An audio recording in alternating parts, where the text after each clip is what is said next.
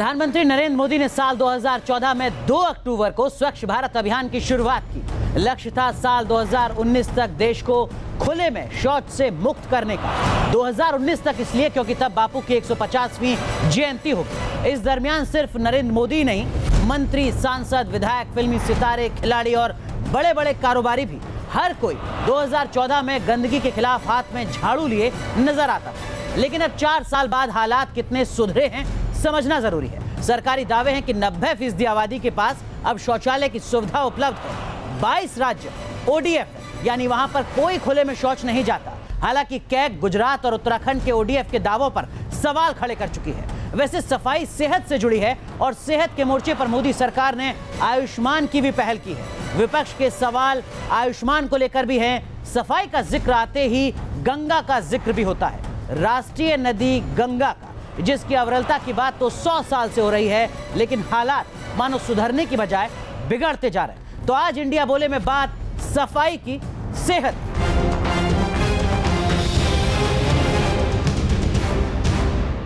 और इस जरूरी मुद्दे पर बात करने के लिए हमारे साथ खास मेहमान जुड़ चुके हैं। हमारे साथ कांग्रेस पार्टी के वरिष्ठ नेता प्रवक्ता आलोक शर्मा साहब जुड़ रहे हैं। हमारे साथ प्रोफेसर अमिताभ कुंडू साहब हैं। आप प्रोफेसर हैं और देश के जाने माने अर्बन प्लानर हैं। तमाम नीतियों में अहम भूमिका आपकी रही है। हमारे साथ रोहित चहल साहब जुड़ रहे हैं। आप स्पोक्स पर्सन हैं भारतीय जनता पार्टी के। हमारे साथ वरिष्ठ पत्रकार नीरजा चौधरी जी जुड़ रही हैं। साथ में डॉक्टर के अग्रवाल जुड़ रहे हैं। आप अध्यक्ष हैं इंडियन मेडिकल एसोसिएशन के। और रमा रावते भी हमारे साथ जुड़ रही हैं, जो लगातार पर्यावरण पर काम करती आई हैं। आप सदस्य हैं मिनिस्ट्री ऑफ वाटर रिसोर्सेज में। और आप सब खास मेहमानों से सवाल करने के लिए देश की युवा पीढ़ी भी यहां पर मौजूद है। लेकिन सवालों के सिलसिले को आगे बढ़ाएं उससे पहले इसी मुद्दे से जुड़ी ये रिपोर्ट देखिए। स्वच्छ भारत की मुहिम 4 साल में कितना सफल रहा स्वच्छता मिशन। स्वच्छता मिशन की सुनहरी तस्वीर को समझने के लिए सबसे पहले चलते हैं इंदौर। इंदौर साफ शहरों की सूची में देश में पहले स्थान पर है। कैसे पब्लिक और प्रशासन की भागीदारी एक शहर की तस्वीर बदलती है, उसका प्रतीक है इंदौर। हम लोगों ने एक ऐसा मॉडल बनाया इंदौर का कि हम सर्वेक्षण में तो प्रथम रहे ही, साथ ही साथ जो हमारी व्यवस्था है सफाई की, वो भी एक नंबर बनी रहे, चाहे सर्वेक्षण हो चाहे सर्वेक्षण ना हो। इंदौर को साफ बनाने में सबसे अहम योगदान है वेस्ट मैनेजमेंट का। शहर को साफ बनाने के लिए यहाँ घर घर से कचरा उठाने का विशेष अभियान है। यहाँ मोहल्लों में नगर निगम का वाहन पहुँचता है। कचरा उठाने के वक्त ही गीले और सूखे कचरे को अलग कर दिया जाता है। शहर की उपलब्धियों पर यहाँ के निवासियों को नाज है। देखिए, जो भी हम सफलता प्राप्त करते हैं, निश्चित रूप से उसमें सभी लोगों का सहयोग मिलता है। स्वच्छता इंदौर में एक जन आंदोलन बना है। अभी मैं व्हाट्सएप पर देख रहा था, एक बहुत अच्छा संदेश था। एक कौवा डंठलों को उठाकर अपने घोंसले में संभाल कर रख रहा था। नीचे संदेश था, यह इंदौर का कौवा है। सफाई करना या कुछ भी, वो तो हमारे उसमें ही होता है ना। हम चाहेंगे डस्टबिन में कचरा डाला इधर उधर मत डालना या कुछ भी ऐसे। साफ शहरों की सूची में दूसरे नंबर पर है मध्य प्रदेश की राजधानी भोपाल। भोपाल को झीलों का शहर कहा जाता है। यहाँ भी सॉलिड वेस्ट मैनेजमेंट में भोपाल नगर निगम की तरफ से अहम कदम उठाए गए हैं। कचरे को इकट्ठा करना, उसकी प्रोसेसिंग और फिर बायोगैस से बिजली का उत्पादन। भोपाल शहर की तस्वीरें इस तरह बदली हैं।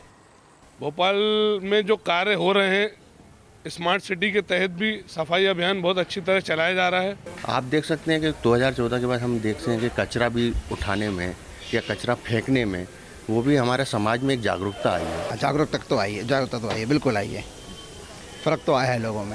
सरकार की तरफ से पहल की गई और समाज ने सहयोग किया और नतीजा सबके सामने है। भोपाल और इंदौर ने कमाल किया है, लेकिन सवाल दूसरे शहरों का भी है। क्या देश के दूसरे शहर भी भोपाल और इंदौर की तरह कमाल कर पाएंगे? Team news nation. चलिए तो चर्चा की शुरुआत करते हैं और पहला सवाल रोहित चहल साहब आपसे। 4 सालों में क्या वाकई सफाई के मोर्चे पर स्थितियां सुधरती आती नजर आती हैं आपको, या आपको लगता है कि जो वादे किए थे वो दरअसल में अभी भी अधूरे हैं?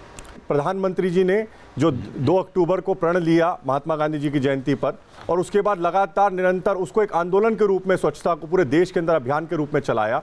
और आज पूरे देश के अंदर, जैसा कि अभी रिपोर्ट्स भी हैं, और मैं कहूँगा लगभग शौचालय की जहाँ तक बात करें, टॉयलेट्स की बात करें, तो लगभग 8 करोड़ 62 लाख शौचालय जब से सरकार आई है तब से बनाए गए हैं। नीरजा चौधरी जी, एक वरिष्ठ राजनीतिक विश्लेषक के तौर पर आप कैसे देखते हैं इस कार्यक्रम को, क्योंकि इस देश में सफाई या शौचालय कम से कम ऐसा मुद्दा तो नहीं है जो वोट दिला सके, चुनावी मुद्दा तो नहीं बन सकता। नरेंद्र मोदी जब सबसे ज्यादा बात सफाई पर करते हैं, स्वच्छता पर करते हैं, आपको लगता है एक राजनीतिक चुनौती के तौर पर देखा जाना चाहिए इसको? बिल्कुल एक राजनीतिक चुनौती है ही ये।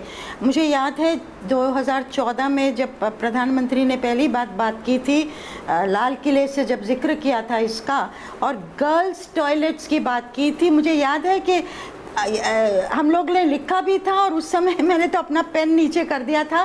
गर्ल्स टॉयलेट के बारे में हिंदुस्तान का प्रधानमंत्री फाइनली बात कर रहा है, जो कि 60-70 साल पहले हो जानी चाहिए थी वो चीज़ें। मतलब क्रांतिकारी था, मेरे लिए तो क्रांतिकारी वो चीज़ थी। कितना हुआ है पिछले 4 सालों में? ग्लास आधा फुल है कि आधा खाली है?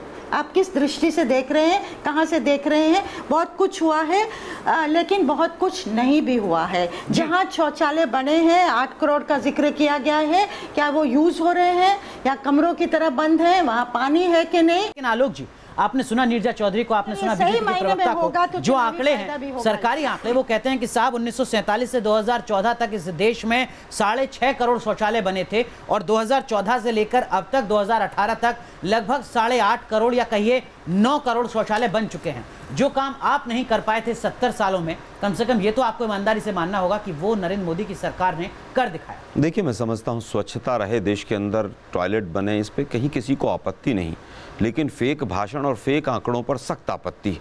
हिंदुस्तान में 21 करोड़ मकान हैं और 8.5 करोड़ मोदी जी ने 4 साल में शौचालय बना दिए, इसको कहीं पर कोई तारतम्यता नहीं आती है। यूनाइटेड नेशंस की जो रिपोर्ट कह रही है वर्ल्ड बैंक की, वो $1.5 अरब हमें देना था, अभी तक पिछले 3 साल में 1 रुपया रिलीज नहीं किया है। उसका सीधा सीधा कारण केवल एक है कि किसी भी स्वतंत्र सर्वे की एजेंसी ने अभी तक उसके प्रमाणित आंकड़े नहीं किए। मोदी जी कह रहे हैं कि हमने 90% कर दिया। 8 जिलों में, एक मिनट मैं बीच में नहीं बोला जी। 8 जिलों में गुजरात में सर्वे हुआ, अभी 20 सितंबर को रिपोर्ट गुजरात विधानसभा में पेश की गई।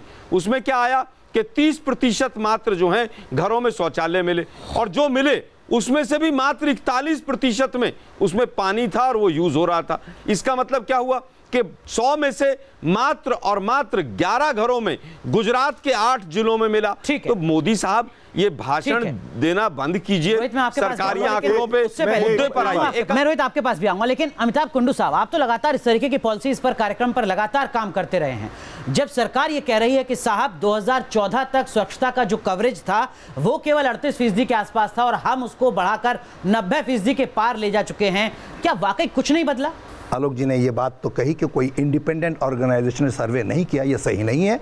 एक ऑर्गेनाइजेशन बनाया गया है और उसने सर्वे का रिपोर्ट मार्च में दिया है, और उसकी ऑब्जेक्टिविटी कितनी है उस पर हम लोग बाद में डिस्कस करेंगे। तो निश्चित रूप से आंकड़े ये बताते हैं कि 29% कवरेज से बढ़ के अभी 93% हुआ है। 1915-16 में सरकार का दावा है कि 50% घरों में टॉयलेट था। 2015-16 की बात कर रहा हूं। एनएसएस कहता है 42%, एनएफएचएस कहता है 43-44%। तो गैप जो है 6% का है। अगर 6% से बढ़ा के अगर हम 10% भी गैप ले लें तो मुझे लगता है निश्चित रूप से अचीवमेंट तो हुआ है। डॉक्टर के अग्रवाल हमारे साथ जुड़े हुए हैं, आप अध्यक्ष इंडियन मेडिकल एसोसिएशन के। डॉक्टर अग्रवाल, हाल ही में एक रिपोर्ट आई WHO की, जिसमें WHO ने कहा कि साहब जब से स्वच्छता अभियान की शुरुआत हुई है तब से 3 लाख जिंदगियों को बचाया जा रहा है, क्योंकि सफाई का सीधा मतलब सैनिटेशन से है, सेहत से है। आप इत्तेफाक रखते हैं इस बात से? डॉक्टर अग्रवाल, पहले तो मैं बता दूं कि मैं इमीडिएट पास्ट प्रेसिडेंट हूं इंडियन मेडिकल एसोसिएशन का, और डेफिनेटली जितना सफाई का अभियान होगा उतनी डायरियल डेथ्स, टाइफाइड की डेथ्स हमारे देश के अंदर में कम होंगी, जॉन्डिस से डेथ्स कम होंगी। Sanitation is directly related to water and food borne diseases. हमें इस वक्त में इससे कोई फ़र्क नहीं पड़ता कितना नंबर है कितना नहीं है। ज़रूरत इस चीज़ की है कि टॉयलेट्स बन रहे हैं, पब्लिक में जागरूकता आ रही है। अब ज़रूरत है एटीट्यूड एंड प्रैक्टिसेस को चेंज करने की। यू कांट एक्सपेक्ट कि एक दिन में आपने टॉयलेट बना दिया तो सब लोग यूज़ करेंगे। उनके अभी जो कैंपेन की ज़रूरत है वो एटीट्यूड एंड प्रैक्टिसेस की ज़रूरत है कि टॉयलेट अवेलेबल है। We have to show data कि टॉयलेट के होने से क्या एडवांटेज होगा। बिल्कुल, जब आपका ये डाटा जाएगा कि इतने सारे बच्चों की मौत से बच गए, पब्लिक को इसके ऊपर में विश्वास बढ़ेगा। रमा रावते जी, यहाँ पर कहा जा रहा है कि सड़कों पर अब गंदगी नजर नहीं आती है, शौचालय लगातार बन रहे हैं और उससे जुड़े जो तमाम प्रबंधन की चीजें हैं उस पर काफी काम हुआ है। एक जानकार के तौर पर क्या आप इत्तेफाक रखती हैं, बहुत संक्षेप में? हाँ, मैं ये कहना चाहूँगी कि नीतियाँ तो बनाई बहुत अच्छी हैं और मोदी जी का ये बहुत बड़ा संकल्प है जो क्लीन इंडिया के मिशन ऑफ क्लीन इंडिया जी। तो इसके साथ एक चीज़ें और जोड़ना चाहूँगी कि क्लीन वाटर, क्लीन फूड और क्लीन एयर जी, ये तीनों जब तक साथ में नहीं होगा तब तक ये सक्सेसफुल नहीं होगा। यानी तकनीक के मोर्चे पर नीति के स्तर पर अभी काम करना बाकी है। स्थितियां सुधरी हैं, इसे कोई नकार नहीं रहा है, लेकिन युवा पीढ़ी के जहन में किस तरीके के सवाल हैं, उन सवालों को लेते हैं और उसके बाद चर्चा को आगे बढ़ाते हैं। जी, खड़े हो जाइए। सर, मेरा सवाल स्वच्छता को लेकर है। अभी कुछ दिन पहले मैं गाजियाबाद कोर्ट के सामने से जा रहा था, वहाँ पे कूड़ा पड़ा हुआ था और उसके ऊपर इतनी बीमारियों के मच्छर वगैरह सब कुछ थे। जब देश के बड़े कोर्ट, इतने कानून परिसर ही जब स्वच्छ नहीं रहेंगे तो शहर कैसे स्वच्छ रह सकते हैं? ठीक है, और ये उस शहर का जो तेजी से उभरते हुए शहर के तौर पर बताया जा रहा है स्वच्छता के मोर्चे पर। सर, मेरा सवाल रोहित सर से है कि अभी फ़िलहाल में छत्तीसगढ़ के आंकड़े के अनुसार 60% शौचालय बेकार पड़े हुए हैं, वहाँ पे पानी की सुविधा ही नहीं है, तो वहाँ पे पानी कौन पहुँचाएगा? सिर्फ शौचालय बनवाने से होता नहीं। क्या 2 अक्टूबर को ही हमें स्वच्छता का ध्यान आता है? पूरे साल भर हम स्वच्छता की बात नहीं करते, 2 अक्टूबर के आसपास ही स्वच्छता क्यों ध्यान में रखा जाता है? सिर्फ प्रतीकात्मक तो नहीं है। जी सर, मेरा ये सवाल है, क्यों आप दोनों गवर्नमेंट क्यों मिल के क्यों नहीं काम करते हो? अलग अलग क्यों करते हो? अलग अलग आप रिपोर्ट देते हो। अगर साथ में मिल के काम होता तो ये एक बहुत तेज होता और ज़्यादा बनते हैं। चलिए एक सवाल और लेते सर, किसी भी स्वच्छता के मतलब स्वच्छता जो है उसको चुनावी मुद्दे से तो रिलेट नहीं किया जा सकता है ना। स्वच्छता जो है वो तो सारे किसी चुनाव से या किसी भी मुद्दे से रिलेट नहीं कर सकते, उसको तो आम युवा और आम जनता और सभी लोगों के लिए है ना, तो उसको चुनावी मुद्दे से रिलेट क्यों किया जा रहा है? ठीक है, उस पर सियासत क्यों हो रही है, आप ये करें। ठीक है, लेकिन क्या वाकई स्थितियां सुधर रही हैं? और अगर सुधर रही हैं तो उसका विरोध भी विपक्ष क्यों कर रहा है? और अगर एक अच्छी पहल है तो विपक्ष उसके साथ खड़ा नजर क्यों नहीं आता? ऐसे कुछ बुनियादी सवाल हैं जिनको समझना बेहद जरूरी है। युवा पीढ़ी के सवालों के जवाब भी हम समझने की कोशिश करेंगे। तो स्वच्छ भारत अभियान के 4 साल पूरे हो रहे हैं। प्रधानमंत्री नरेंद्र मोदी का वादा है कि 2019 तक पूरे देश में सफाई ही सफाई नजर आएगी। इन बीते 4 सालों में स्थितियां सुधर पाई हैं, ये बड़ा सवाल है। और क्या विपक्ष साथ में खड़ा है? आलोक शर्मा जी। देखिए, इसमें सियासत की बात नहीं है, कोई नहीं ऐसा कह रहा है कि स्वच्छ नहीं होना चाहिए देश। केवल सफाई करके फोटो ऑप्ट करने से काम नहीं होगा। पिछले 1 साल के अंदर 77 लोग सफाई कर्मचारी सीवर में मौत हुई है। मोदी जी के मुंह से मन की बात में एक शब्द नहीं निकला।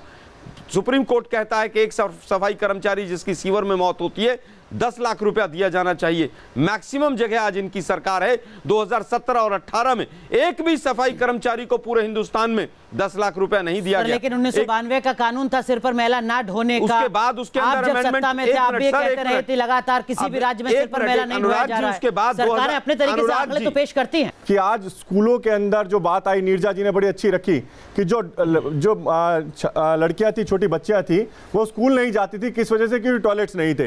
ये 2011 का न्यूज का है कि गर्ल्स ड्रॉप आउट हो रही है स्कूल से कि उनको टॉयलेट्स नहीं मिल रहे हैं। आज 2016 के अंदर खबर आती है कि वहां पर स्कूल्स के अंदर लड़कियां ज्यादा जाने लगी हैं क्योंकि वहां पर टॉयलेट्स बन रहे हैं। इतना ही नहीं, उसको भी गिना दीजिए। हमारा जो काम हुआ है उसकी तारीफ कर रहा है। और ज्यादा नहीं, बड़े दावे अमिताभ कुंडू सर, जिसका जिक्र शुरुआत में नीरजा चौधरी जी ने भी किया, जिसका जिक्र आपने भी किया, आपको लगता है आंकड़ों में कहीं बाजीगरी है, आंकड़ों में कहीं अंतर है? आलोक जी ने CAG रिपोर्ट का जिक्र किया। Centre for science and environment जो सुनीता नारायण का है, उन्होंने भी आइडेंटिफाई किया है कि 12 या 14 जिले ऐसे हैं जहां पर सैनिटेशन का सिचुएशन बहुत ही ख़राब है। उसमें से एक आध जिले गुजरात में भी हैं। लेकिन उन्होंने एक चीज़ और नहीं बताई, एक पार्लियामेंट्री कमेटी, उन्होंने भी ministry of drinking water and sanitation को काफ़ी आड़े हाथ लिया कि अवेयरनेस बिल्डिंग जो है उस पर हमें ध्यान देना जरूरी है। मामला सिर्फ सेहत से ही जुड़ा हुआ नहीं है, आपकी जेब से भी जुड़ा हुआ है। जब हम स्वच्छता की बात करते हैं, सफाई की बात करते हैं, और सफाई सड़कों की तो हो रही है, लेकिन राष्ट्रीय नदी गंगा की कब, समझना ये भी बेहद जरूरी है। तो आप देख रहे हैं इंडिया बोले, जिसमें आज हम बात कर रहे हैं स्वच्छता की, समझने की कोशिश कर रहे हैं कि बीते 4 सालों में स्वच्छता के मोर्चे पर कितना काम हुआ है, तब जबकि 4 साल पूरे हो रहे हैं? क्या वाकई सरकारी दावों पर यकीन किया जा सकता है? खास मेहमान हमारे साथ लगातार बने हुए हैं और उनसे सवाल करने के लिए देश की युवा पीढ़ी भी। लेकिन सवालों को आगे बढ़ाएं उससे पहले इसी मुद्दे से जुड़ी ये एक और रिपोर्ट देखिए। कर्नाटक की राजधानी बेंगलुरु में स्वच्छता मिशन को लेकर जागरूक करने की अनूठी पहल है। कैसे शहर को साफ सुथरा रखें, इसके लिए पैगाम दिया जा रहा है। इस पहल का स्वागत भी हो रहा है। नागरिक जो है भारत के, उनको देखना चाहिए कि भारत को स्वच्छ बनाना है, बेस्ट कंट्री बनाना है। अगर लोग इसको सीरियसली लेते हैं तो अच्छा है। I was thinking about buying one like this. Oh, good. It's a good campaign actually. सरकारी आंकड़ों के मुताबिक स्वच्छता मिशन के तहत 2014-2018 के बीच देश में 9 करोड़ से ज्यादा शौचालयों का निर्माण किया गया। 2013 और 2014 के बीच स्वच्छता कवरेज 38.70% थी। वहीं 2014 से 2018 के बीच स्वच्छता कवरेज 94% रही। कितना सफल रहा है स्वच्छता मिशन, इसके लिए मुंबई के लोगों की राय जानते हैं। कचरा वगैरह दिखता था, अभी इतना नहीं दिख रहा है, थोड़ा साफ लग रहा है। बहुत सारे बदलाव आए हैं। जैसे आदमी लोग पहले कचरा बाहर फेंकते थे घर के, अब थैली में डाल के सीधा गाड़ी आती है घर के पास में, घर में दे देते हैं सीधा डाल के। तो ये तो नहीं कह पाऊंगा कि मैंने बहुत बदलाव देखे, तो हाँ कुछ लोगों के बीच मैंने बहुत बदलाव देखे। सेहत के लिए स्वच्छता जरूरी है, सरकार पहल कर सकती है, लेकिन इसकी सफलता सामाजिक भागीदारी पर निर्भर है। शहर, कस्बों और गाँव में स्वच्छता जरूरी है। इसके साथ ही नदियों की साफ सफाई भी जरूरी है। मैली गंगा को साफ करने के लिए सरकार की तरफ से कदम तो उठाए गए, लेकिन प्रोजेक्ट को ज्यादा सफलता नहीं मिल पाई। Team news nation. चलिए चर्चा को आगे बढ़ाते हैं। डॉक्टर के अग्रवाल, हमने 3 लाख जिंदगियों का तो जिक्र किया जब हम सफाई की बात कर रहे थे, लेकिन यूनिसेफ की एक रिपोर्ट आई जिसमें कहा कि अगर आपके यहाँ पर शौचालय हैं, अगर आपके यहाँ पर स्वच्छता है, तो एक परिवार कम से कम 50,000 रुपए की सालाना बचत कर सकता है। और उस बचत का जो आधार था वो था महंगे इलाज से मुक्ति। क्या आपको लगता है कि सफाई का मतलब सीधा सेहत के साथ साथ जेब से भी जुड़ता है, जो बेहद जरूरी है हर परिवार के लिए? 100%, क्योंकि अगर स्वच्छता होगी तो water borne disease, vector borne disease, food borne disease, ये सारी खत्म हो जाएंगी। इन्फेक्शन जो हमारे यहाँ होते हैं, जो एंटीबायोटिक रेजिस्टेंस वाले आ रहे हैं, वो भी स्वच्छता के कारण से, ना स्वच्छता होने के कारण से आ रहे हैं। वॉर्म इन्फेस्टेशंस हैं, वो भी सारे इसी से हैं। So water health, soil health, air health and food health, ये सारी चीज़ों के कारण से अब जैसे स्वच्छता होगी तो फ्लू नहीं फैलेगा, बिकॉज आप आपके यहाँ कंजस्टेड होगा, टाइफाइड, डायरिया, इसके बाद में जॉन्डिस, मलेरिया, डेंगू, चिकनगुनिया, ये सारी चीजें स्वच्छता से डायरेक्टली और इनडायरेक्टली रिलेटेड हैं। और एयर पॉल्यूशन से तो हार्ट डिसीज से लेके कैंसर तक सारे के सारे बिल्कुल। डॉक्टर अग्रवाल, मैं आऊंगा आपके पास। रमा रावते जी, एक चीज मैं आपसे समझना चाहूंगा। प्रधानमंत्री ने खुद ये कहा कि देखिए साहब, शौचालय बना देने से स्थितियां सुधर जाएंगी। ये मानना गलत है, क्योंकि टॉयलेट की सुविधा के साथ साथ जो कूड़ा है उसका निस्तारण आप किस तरीके से कर रहे हैं, उसको कैसे डिस्पोज ऑफ कर रहे हैं, ये अपने आप में एक बड़ी चुनौती है। और क्या आपको लगता है कि इस मोर्चे पर जितना काम अभी होना चाहिए वो नहीं हो पाया है, सिर्फ नीतियां बनी हैं? ऐसा है कि सबसे पहले तो ये देखना चाहिए कि ग्राउंड वाटर हमारा जो है वो कंटामिनेट हो रहा है कि नहीं हो रहा है। शौचालय बनाना नहीं, शौचालय ऐसे बनाने हैं कि जिससे ग्राउंड वाटर कंटामिनेट नहीं हो, सॉइल कंटामिनेट नहीं हो। और सबसे अच्छी जो है वो बायो टॉयलेट्स है, उसको इन्हें इम्प्लीमेंट करना चाहिए, जो कि काफ़ी हमारे साइंटिस्ट और IITs ने बनाए हुए हैं और दिए हुए हैं। सर, मैं आंकड़े पढ़ रहा था जिसमें कहा कि हमारे यहाँ हर साल 6 करोड़ टन के आसपास कचरा पैदा होता है। उसमें से बमुश्किल 4 करोड़ टन जो कचरा है उसको इकट्ठा किया जाता है, उसका भी 1/3 सिर्फ रिसाइकिल हो पाता है। और अगले 10 से 12 साल में ये जो कचरे की मात्रा है ये 2 से 3 गुना ज़्यादा बढ़ने जा रही है, यानी रिसोर्सेज हमारे पास नहीं है।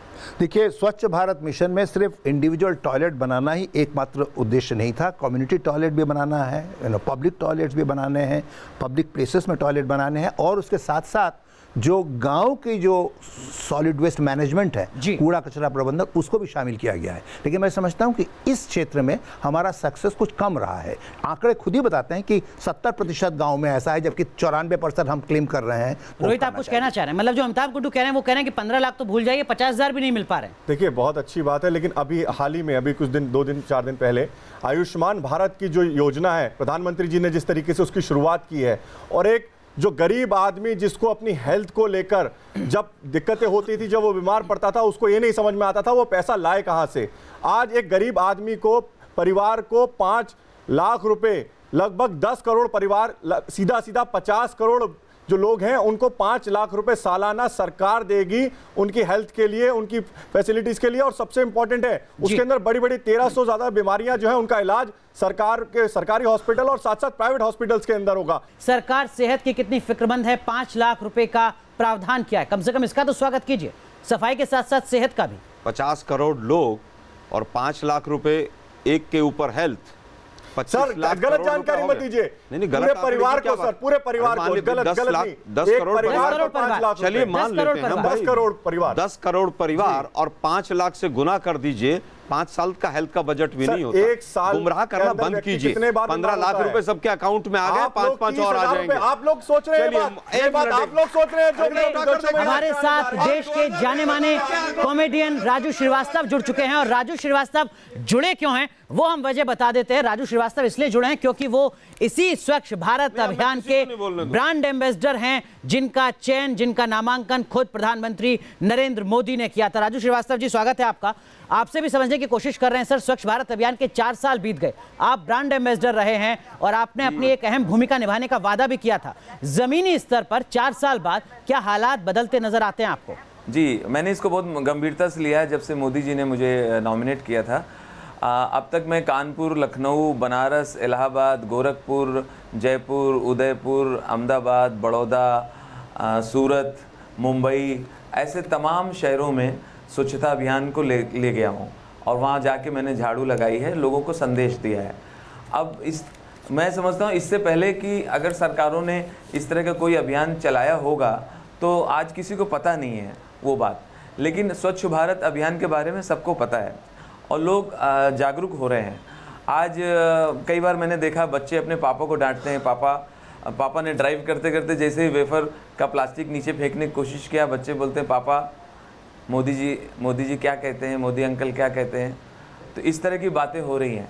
पहले से बेहतर स्थिति है, लेकिन इसमें बहुत काम करने की आवश्यकता है। राजू जी, एक चीज मैं आपसे और समझना चाहूंगा, एक आरोप ये लगता है कि साहब फिल्मी सितारे, खिलाड़ी, कारोबारी 2014 में जितने सक्रिय थे स्वच्छता को लेकर, 2018 तक उतने सक्रिय नहीं नजर आते हैं। 2014 में तो हर दूसरे दिन कोई फिल्मी सितारा झाड़ू हाथ में लिए तस्वीर नजर आती थी उसकी। 2018 में कुछ नदारद है मामला, क्या वाकई ऐसा है?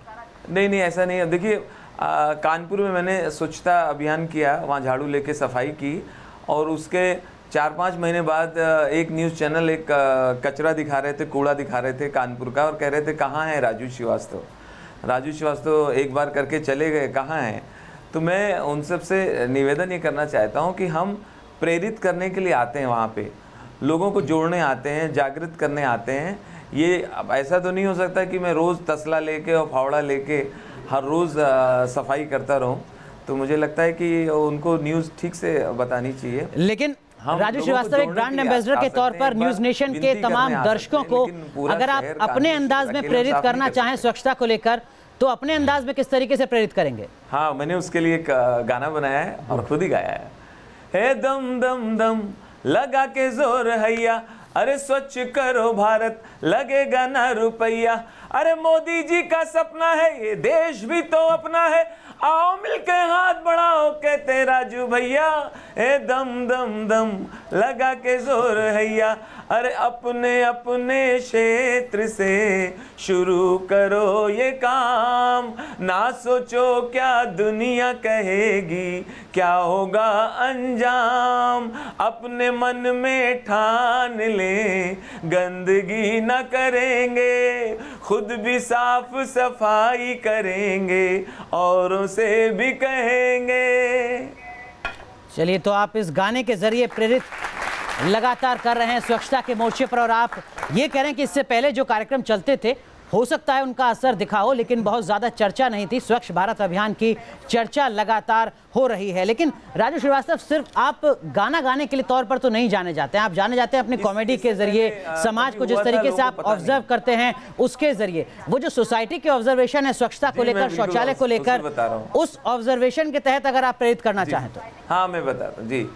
मैंने अभी रेलवे स्टेशन में प्लेटफॉर्म पे एक आदमी को सिगरेट पीते हुए देखा। उसने सिगरेट पिया और जो बाद में उसका ठूंठ बचा उसने वहीं फेंका और जाने लगा। तो तो मैंने उसको बुलाया, हेलो हेलो हेलो, ओ भैया एक सेकेंड, ये आपका है, ये आपका है? हाँ मगर आप ले लो। आपको चाहिए तो आप ले लो। चाहे वो स्वच्छ भारत की बात हो या फिर वो राष्ट्रीय नदी गंगा की सफाई की बात हो, ये सफाई और सेहत जैसे मुद्दे क्या वाकई राजनीतिक तौर पर फायदा दिलाने में भी सफल होते नजर आते हैं आपको? देखिए, जब लोग कहते हैं नरेंद्र मोदी के बारे में कि उन्होंने गलतियां की हैं कई चीज़ों को लेके, लेकिन सोशल सेक्टर में जो वो कर रहे हैं उसमें एक नई ऊर्जा लाए हैं, क्योंकि उनकी नीयत ठीक है। बाकी बहुत कुछ आगे बढ़ना है, पर नियत की जब लोग बात करते हैं इसलिए हमें उनको और टाइम देना है। डॉक्टर के अग्रवाल, हम यहाँ पर सफाई का जिक्र कर रहे थे जो सेहत से जुड़ी है, और इसी बीच में आयुष्मान जैसी योजना का भी जिक्र हुआ। क्या आपको लगता है कि सोशल सेक्टर में जिस तरीके के कार्यक्रम चल रहे हैं बहुत ज़रूरी हैं और स्थितियाँ वाकई सुधरने जा रही हैं, या चुनौती बरकरार है जस की तस है? मेरे दो जवाब हैं। पहला जवाब तो जो आपने सवाल पूछा वो ये है, आंसर इज़ यस। लेकिन मेरा एक प्राइमरी सवाल है, क्योंकि मैं जब भी डिबेट में आता हूं तो मैं ये देखता हूं कि debate is ruling party versus opposition party. जी, मेरा ये मानना है कि चाहे रूलिंग पार्टी हो चाहे अपोजिशन पार्टी हो, even if you are not in government, आपका एक सिस्टम है, आपका मोहल्ले के लोग हैं, आपके सब लोग हैं, आपने काम करना है।